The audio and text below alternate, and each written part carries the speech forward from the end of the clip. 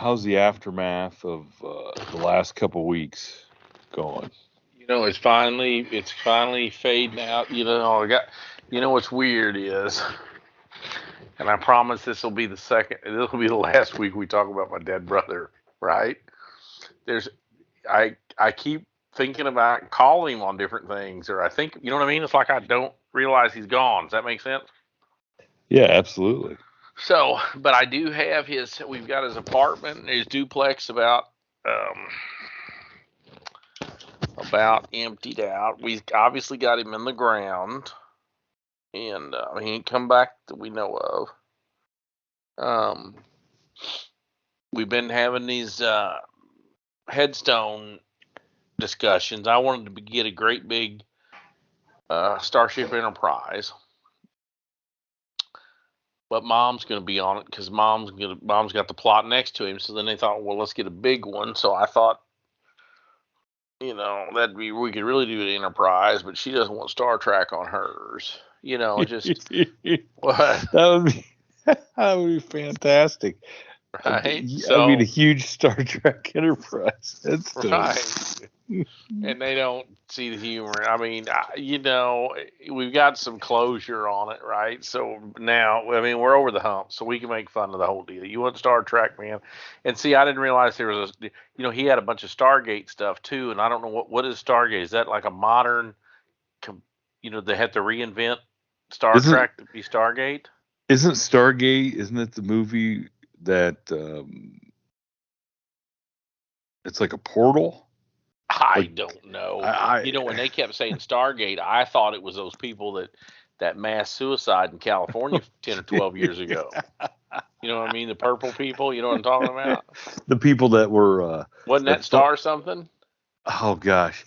That was the one where they were in Haley... They thought the spaceship was in the tail of Haley Bop's comic. Yes. Or something. Yes, or something like that. So, anyway, what was the name of that? I can't. I don't know. It doesn't matter. I was going to reach out to Matthew, our listener, good biblical name, about the handles or lack thereof on that fancy casket. Yes. So we were sitting in there, and the guy says, "Do you want handles on it?" And I said, "Well, of course we want handles on it." And they said, "Well, they'll be decorative only." And I said, "What do you mean they're decorative only?" He goes, "Well, yeah, we'll put some nice brass handles on it, but we don't want you lifting on it. We put a groove. There's a groove on the bottom, and that's when you hold on to it underneath it, you just kind of hook it's like carrying an old log or something. You hook your fingers under this groove because the handles will not support anything." So I said, "Well, then don't put them on." And they said, "Well, the cost is nominal." And I said, "That's not the point. Don't put them on." Because one of these pallbearers, and I think I told you maybe offline, that it was me and my next brother down, and then behind my brother was to my right. Immediately behind him was my other brother. I was on the left. Immediately behind me was my 18, soon to be 19-year-old son, Mr. Naval Intelligence. And behind him was my baby brother, second to the baby brother, who's an engineer. And I said, between Naval Intelligence and engineer, somebody will grab the handles and pull the side out of this damn thing. I cannot. That's a whole nother story. Yeah, I mean, that, you know what I mean? So, and we'll never get out of this thing. We'll never get him in. I'm telling you 25 and kind of a chilly day with the wind blowing. We told the preacher, and I don't know if I told this, and we told that preacher he talked fast. Mom had to talk to him, Dad had to talk with him, I had to talk with him, and we were on this old wind-blown hillside for 45 or 50 minutes. I'm like, dude, there was no sense in us telling you to talk fast if you're going to sit up out here and never let all these old people talk. No, brother. Get them on the ground. Well, so not to change the subject entirely, but since we're talking about funerals, I got a call today. Okay. Yeah. And Christy called me and she goes, "Hey," she goes, Izzy's this young fellow. Yeah. Who wants to come courting. once, I mean, come on. How old are It's they? She's 15. He's got to be 16. I mean, he's got old enough to drive, this kid. And Okay. so, I mean, I guess they're not boyfriend or girlfriend, although, as much as she's protesting the fact that he's not her boyfriend, it makes me think that maybe she wants him to be her boyfriend. I don't know. I don't want to embarrass her too bad. But either way, she's the fourth one. She's the fourth daughter. So the error of my ways is that I always threatened my two middle daughters that I was going to just go ahead and kill one of the guys that came around and kind of hang him at the end of the You driveway. make an example out of them. Yeah, Sure. make an Yeah. example out of him. I Make can an totally example. dig it. Yeah, like they used to do with the pirates. Yeah. So so Christy's like, he's coming to pick her up, and I said, man, I hope I'm home from work because I'm going to have a talk with him.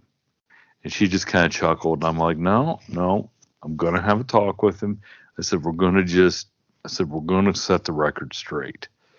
So on my way home, I worked late, and he had already picked her up. So I said, and she told me, she goes, you missed him. And I go, I'm going to still make the phone call. So I call his, and I said, hey, put me on speakerphone. And so this guy, he's like, hello. And I said, hey, I just want you to know that I expect her to come home safe and sound, and not a hair messed up on her head. And he goes, well, yes. And I said, listen, because he got kicked by a horse at Who the got fair. kicked by the horse? The boy? So last summer at the fair, he was at our fair. If you win showmanship in your particular class, then you go to a thing called Showman a Showman, where you got to show animals from all the other classes. You don't get to show your. I'm So with you.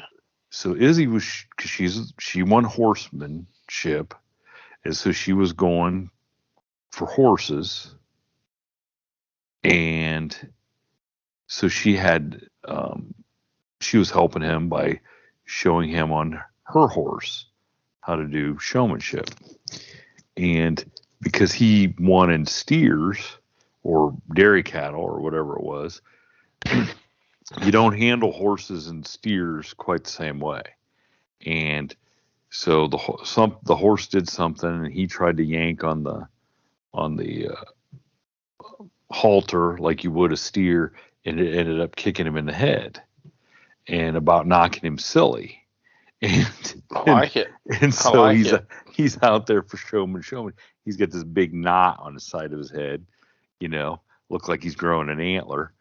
So anyway, I reminded him of that kick by the horse, and I said, well, I just want to let you know that kick by the horse will be hurt about half as bad as what I'll do to you if she doesn't come home, safe and sound.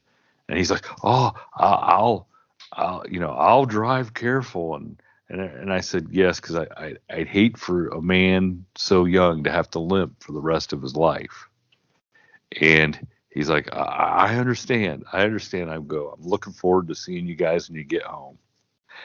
And so unfortunately, I was recording Friday's paranormal podcast episode and couldn't come down and see if he had, was sweating bullets still or not when they got home. So I was kind of disappointed in that, but hopefully he got the message, because I'm not going to take it easy this time on this one, whoever it is.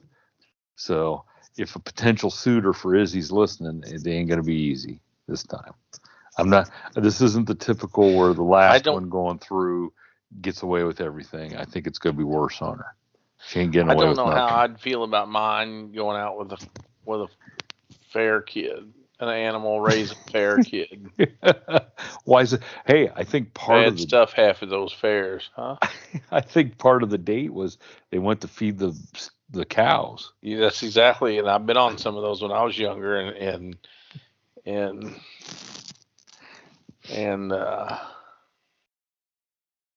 yeah, I don't know how I'd feel about that. You know what I'm saying? Are you saying that you? I mean, we've heard the tractor getting stuck in the river story, and some of those stories from you.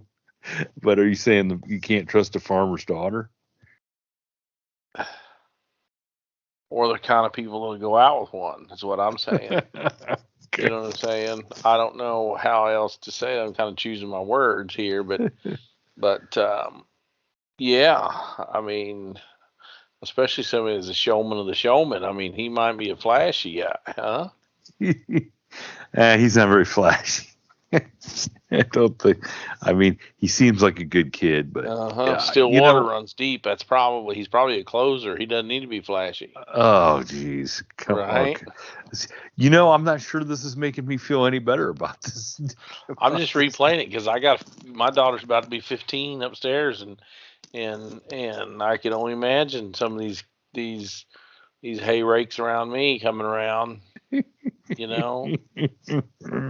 course, now my son started by saying that girl up the street gave him something for his birthday 2 days ago, and you know what it was?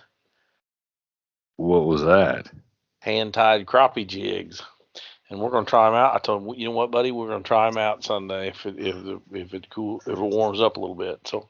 So he had a girl give him fishing lures. Yeah, hand-tied crappie jigs, not just fishing lures, man. Come on, hand-tied crappie jigs. So then I guess she took them from her brother or something. So I think there's a backstory, but. I mean, nothing says love by hand-tied crappie jigs. That's right. She's trying to hook him. That's what she's trying to catch him. She's trying to catch the lunker. That's what I told him. I said, if she thinks she's got a lunker, she better have some tight line if she's going to keep you around. I guarantee it now.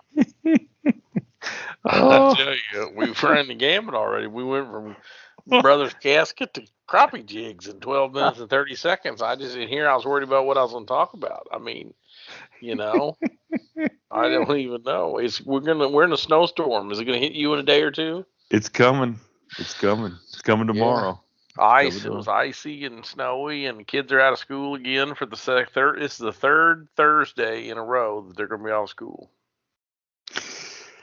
I think I speak for probably most of the country. Like, let's get over this winter, over the snow. I mean, we get rid of the snow around here, and then it comes right back. I'm tired of it. When I lived in Minnesota, the kids never missed school. They missed more school the first year in Missouri than they did the previous 7 in Minnesota, because those kids just have to go to school in it. You know what I mean? There's so much. You get 90 inches of snow or whatever for the year, buddy. They're just going to school. But you come down here and they're calling it off the day before because it's supposed to snow. I think about that when I think about like the mailman in Buffalo, and you see those guys walking, by 6-foot snow drifts that are there all year long. I'm thinking, my God, I would have retired 10 years ago. I think I might have told this story a long time ago. Did I ever tell you about the guy that threatened to rip his own eyeballs out? I do not recall a story about a guy. I was talking to a dude yesterday, and I told this story, and I don't know what made me think about it just now, but I thought, because it was in the snow, I'm going to retell it, okay? Right. And I was telling how I framed it up with the guy I was telling it to yesterday. I said the first guy I ever met that had been on, meth or whatever, because you always heard these, when you get into copping, you always hear the story, oh yeah, when in the 70s, we had the people with angel dust, and we had people this, and we had people, you hear all this bullshit. And I'm telling you right now, I think there's more dope out there today than there ever was back then. But who am I to steal their good story? So me and a guy named Ronnie was working an accident, a big truck accident, as I've said before. Ag's big here as it is where you're at, and if the product and the truck and the driver all belong in the same household, kids are exempt from CDL. So this kid wiped out a big old 18-wheeler load of beans and 2-lane blacktop. The truck cab of the tractor's on one side of the road. The trailer goes all the way across. There's about 80,000 pounds of beans in the road. Oh, boy.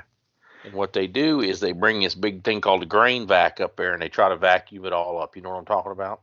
Yeah. And so anyway, since the road's completely blocked, my cop car's on one side. I'm sitting in the other guy's cop car, and we heard them it was snowy, but the roads were already cleared, so it was like snowy 2 days ago, so the roads are cleared today, but the ditches and driveways and stuff still all got a bunch of snow. Well, I could hear them plectron an ambulance out to a place about 6 miles, little town about 6 miles from where we're at. And then at the same time, I can hear the county calling the state, because we were state troopers, calling the state, saying, could we help this deputy at an assault in progress? They got an ambulance dispatched to this podunk town. And I told Ronnie, I said, we got to go to that. And he goes, well, one of us got to stay here. And I said, why? We're on 2-lane blacktop at 10 o'clock at night in the middle of nowhere in the middle of winter. Why would we have to stay anything? What about your car? So I hollered at, there were some farmers, some first responders, and some tow truck people there, all of them reputable citizens. So I told this one, the tow truck guys, I said, hey, my cop car's on the other side running. The keys are in it. If you guys get done before I get back, somebody take my car to the fire station. And I jumped back. So somebody else is just going to drive your car to the fire station? Yeah, it's a cop car. I mean, it ain't my car. It's the state's car. I mean, what the hell? There ain't no reason to get uptight about it, is there? See, now you're thinking like Ronnie and the rest of these cops. Okay, it's not an extension of me. I knew guys that wrecked them, and they go down the station and get another one the next day. I mean, it's not my car. It's the state's car. It's the people's car. And I'm there doing the people's work. And somebody 6 miles from there needed both of us. Right? Yeah. I mean, it's just sitting on the other side with the lights on. I walk around this wreck, and I'm sitting there with Ronnie's car because I'm bored. So, anyway, we go up to this little bitty podunk town, and the ambulance, I don't think the ambulance was quite there yet. There's a deputy rolling up the same time we're rolling up. There's a pretty decent late model Mercury Marquis, I think is what it was, high centered out in the ditch. Or he had tried to back out the driveway, but he got loose in the snow and got stuck. And we go in there, and I don't remember now how they were in their 70s, 74, 76, or 76 to 78. There was 70-some-year-old, upper 70-year-old dad beat to a pulp, and a 70-some-year-old mom just smacked around in it with a black eye, bleeding a little bit. And what happened is dopehead son came and wanted to borrow the car. And Dad got to riding him about being a loser and being 40 years old without a car, so he started beating up his dad. So then his mom tried to stick up for him, so then he started beating up his mom. And then he got the keys from him, and he went out to get in his car, but he's so screwed up he couldn't make it out of the driveway, ended up getting a high center and stuck in the snow. So he took off on foot. I know I've told you this story. I have not heard this story. Okay. So I'm probably going to erode my audience's confidence in my performance here in a minute. But what happened was we could see in the snow we could track him. You know what I mean? We could see exactly where he went. Well, exactly. Yeah, I get you. Yeah, so me and this deputy, old time Barney Fife kind of guy, skinny, lanky, just Barney Fife. Me and Barney Fife are on foot, and Ronnie's driving down the street, and we get up this two-story house like you probably deliver mail to, front porch, 2 front doors kind of deal, and I could see a dude looking out the window at us. But then when we shine our light up there, he lets the curtain go. You know what I mean? So we beat on the door and beat on the door and beat on the door and beat on the door, and he doesn't come. even though we can see the tracks go right there. So Missouri's got something called a fresh pursuit policy, meaning if you're in a fresh pursuit. But I went around back in the back and had an old add-on lean-to back porch full of firewood with a little path going to the back door, right? Yeah. So we go to the back door, and the back door's part way open. It's an open door. Knocking on the door, nobody's coming. Hollering at the door, nobody's coming. So then we go, okay, so did this guy belong in this house, or did he just pick a house to break into after he fled that crime? Does that make sense? Oh, yeah. Yeah, I got you. So I go ahead and help myself into the back door of this house. It's open, and they got a big old, in the kitchen, they got a big old, like, timberline wood stove going like the hubs of Hades there. It's so hot. And each room that comes off of this thing has a different article of obstruction. Some of them have plastic, and one of them has a quilt. You know how they put plastic to keep the heat in? You know what I'm talking about? Oh, yeah, the good old days. Yeah, and he had a clothesline going across. I'll never forget. He had a clothesline going across this kitchen, and hanging right above the wood stove was a T-shirt with a rebel flag, and it said. And it was kind of a knockoff. It said Tommy Hillbilly. It was a Tommy Hilfiger knockoff, but it was called Tommy Hillbilly.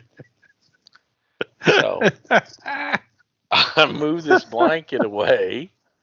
There was like an old quilt hanging up to go into between the kitchen and living room, and it had a knife in one corner and a screwdriver in the other. Like they didn't have any staples or anything else. They had a screwdriver in one corner and a knife in the other. And I walk in there, and there's a dude passed out on the couch. Okay, he's acting like he's asleep, and that's not, of course I'm got the deputy trailing me, who knows this near do well criminal. And I said, "This him? Nope, that ain't him." So I'm shaking this guy. Hey, you awake? Oh, and he's acting dumb. Oh, what's going on, officer? No, I've been sitting here sleeping all night. Nobody's come in here that I know of. No. So it's like, dude, you just look out the window? No. Well, nobody's in the house with you? No, sir. I said, well, we got these tracks coming from that scene right here. Well, no, I mean, if he's here, it's a surprise to me. Oh, so you don't mind if we look? No, help yourself. Well, in the living room, the living room to the side of it, the old house has 2 front doors, so they got like 2 living rooms. And we're on the right living room looking out.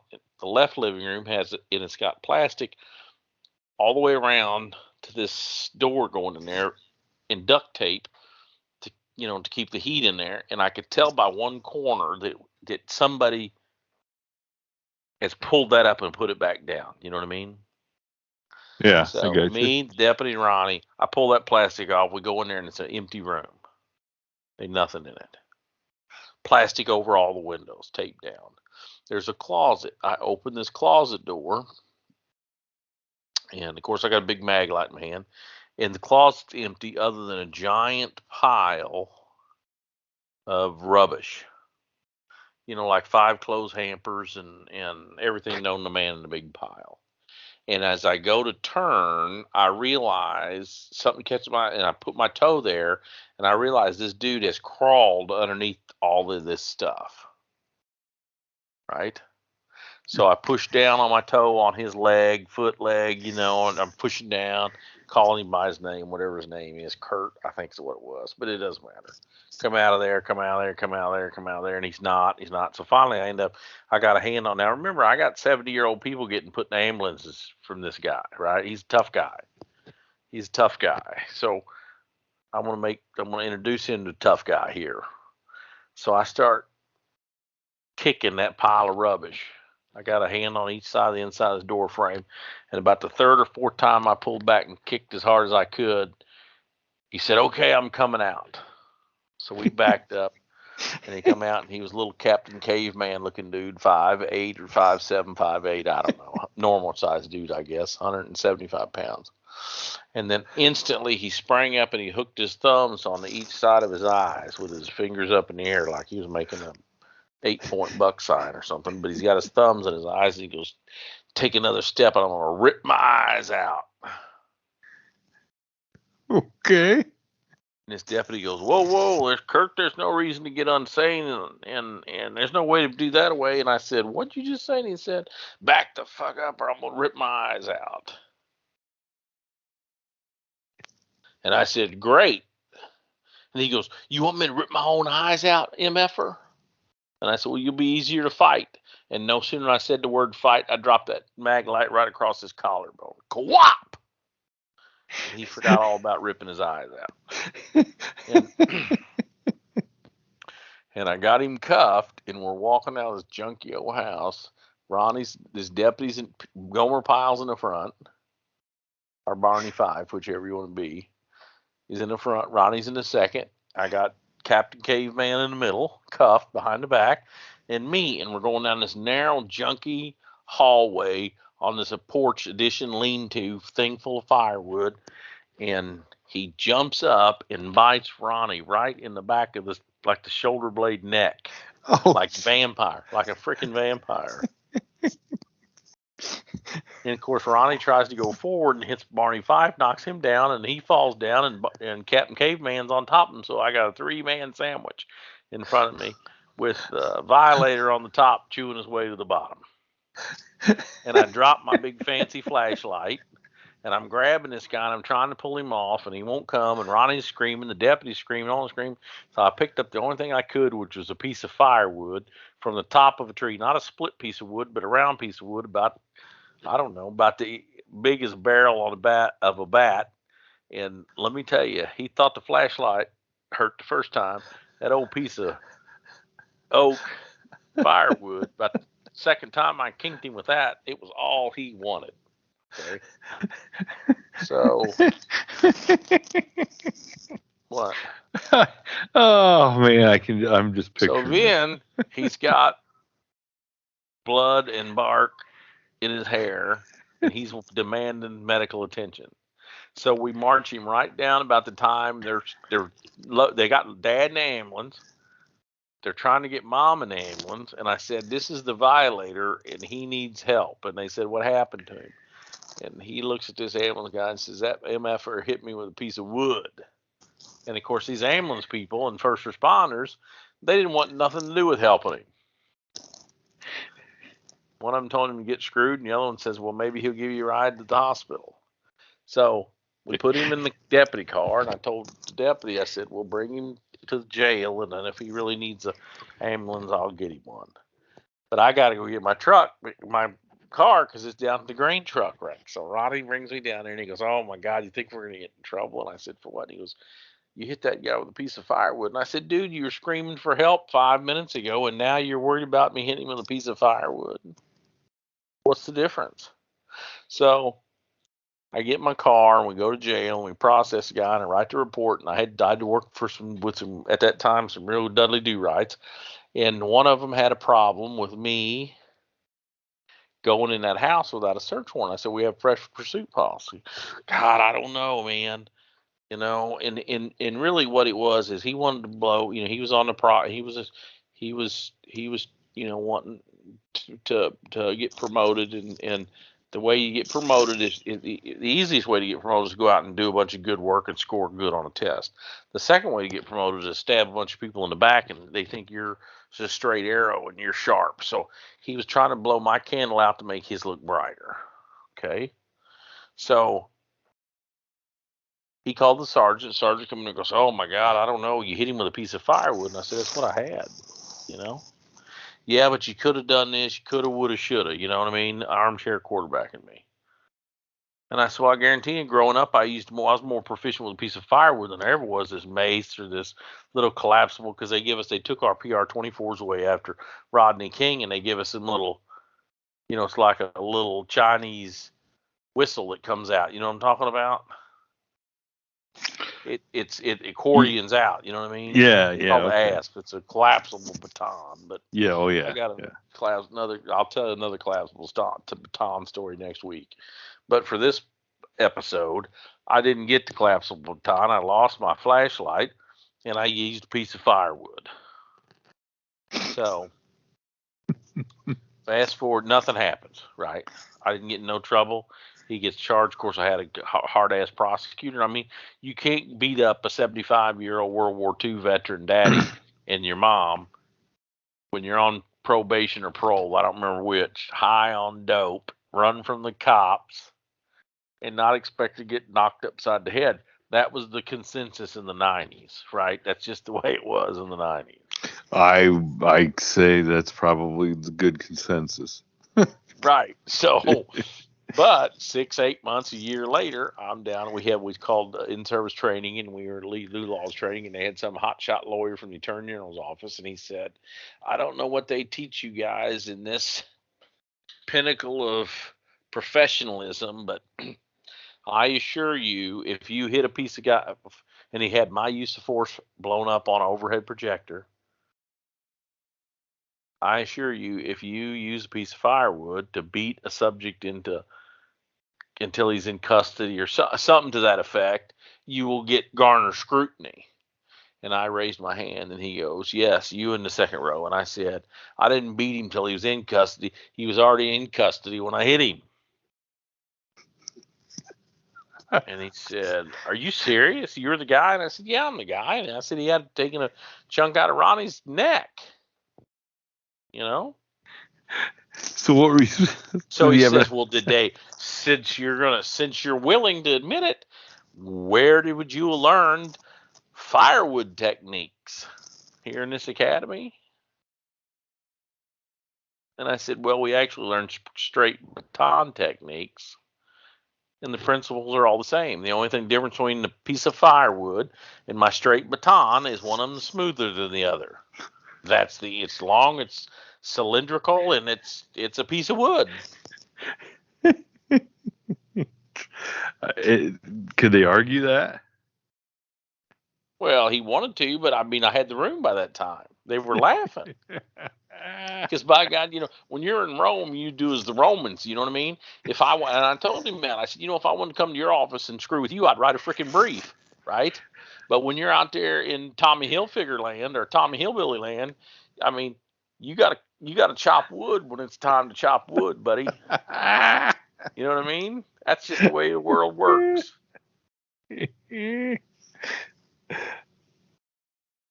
Oh, that's great. So, anyway, that's my story for the night. But next week I'll tell you about. It was another cold, dreary night, and I tried to use an asp on a dude, and he said, if you hit me again, I'll shove it up your ass. So, I wish I had a piece of firewood that time, because that little fancy stick didn't do nothing to that cat, but he was a real tough guy. Thank you for tuning in to this week's episode of the From the Shadows podcast. Until next time, never shy away from the darkness or what may be lurking in the shadows. We are out.